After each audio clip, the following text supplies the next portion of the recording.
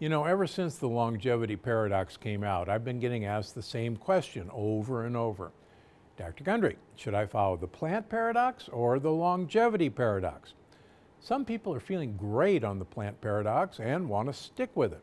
Others are intrigued by the new foods allowed on the longevity paradox. And a couple asked a really interesting question. Should I use the plant paradox now when I'm young, then switch to the longevity paradox as I get older? So today I'm here to answer that question once and for all. But first I've got a question for you. Is there anything you'd like to learn more about? If yes, please do me a favor and let me know in the comments below. I'm making this channel for you after all, so I want to make sure your health questions get answered. In fact, this video was actually inspired by the viewers who wrote in asking about the plant paradox versus the longevity paradox. So, what's the story? Should you follow the plant paradox or should you follow the longevity paradox? Well, this isn't the first time someone's asked me this question. Maybe you remember when the plant paradox came out, maybe not. Well, the plant paradox wasn't the first book about healthy diet that I wrote. No, that would be Dr. Gundry's Diet Evolution. And that book's got a pretty different philosophy than either the plant paradox or the longevity paradox. I mean, you could eat tomatoes in that book, and peas, edamame, and even soy sauce showed up in my recipes. But I'm always researching and learning. And as I learn more, I make sure to tell you about it. Because in my opinion, it wouldn't be fair to keep new information from you, just so my last book could look good. I mean, after all, we're always learning. It's part of what makes us human. So when I found out just how good lentils are for longevity, I told you about it in the longevity paradox. Yep, even though they were pretty much of a no-go in the plant paradox.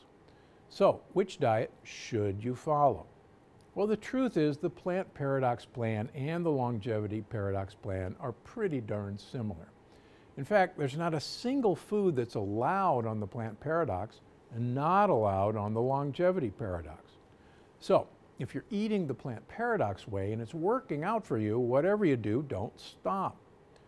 But if you want to live a long, healthy life, make sure to focus on adding the following ingredients to your meals whenever possible.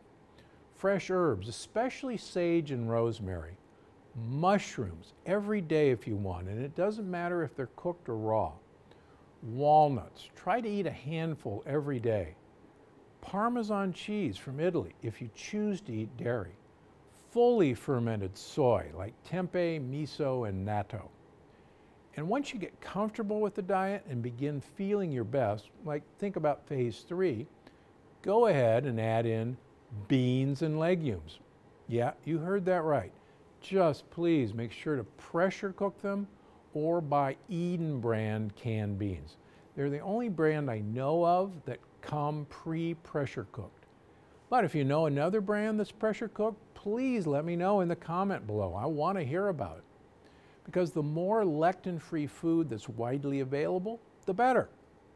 Now, as to that interesting question about whether or not you should use the plant paradox now when you're young, then switch to the longevity paradox as you get older. I'll put it like this. If you're already eating the plant paradox way, you're doing a lot of great things for your longevity to begin with. So chances are you don't need to worry too much. But if you're someone who wants to live a long, healthy, active life, and isn't that all of us?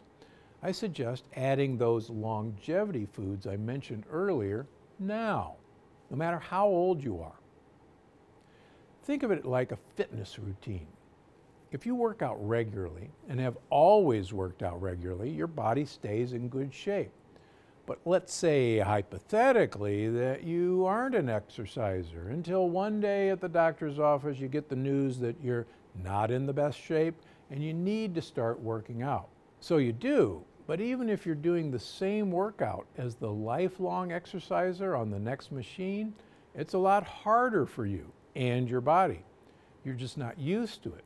And you've got lots of catching up to do. Well, the same goes for longevity. If you're a lifelong longevity practicer, you won't have to play catch up if your health starts to fade. your body will just be in longevity mode from the get-go. Now, that's not saying that if you're older, you shouldn't bother. Whether you're 22 or 92, you should still be focusing on your longevity. But if you've got the opportunity to set yourself up for success from a younger age, or to set your kids or grandkids up, take that opportunity and keep it up for the rest of your life.